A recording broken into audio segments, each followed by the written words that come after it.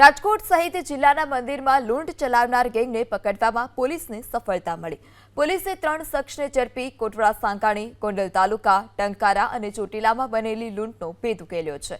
લૂંટના બનાવમાં રાજકોટમાં હુકડો ચોકડી પાસે રહેતા રાકેશ ઉર્ફે રાહુલ, મુકેશ ઉર્ફે મનસુખ સોલંકી, વિજય મુકેશ અને આશાપુરા નગરમાં રહેતા રોનક રાજેશ गिरिजाशंकर भट्टની ભૂમિકા હોવાની માહિતી મળતા જ એલસીબીની ટીમે ત્રણેય આરોપીની ધરપકડ કરી છે। પોલીસની પૂછપરછમાં ત્રણેય શખ્સોએ 25 જુલાઈના રોજ ગોંડલ હાઈવે પર વાકેશ્વર મહાદેવ મંદિરમાં ઘૂસી અને મહંતને માર મારી લૂંટ ચલાવી।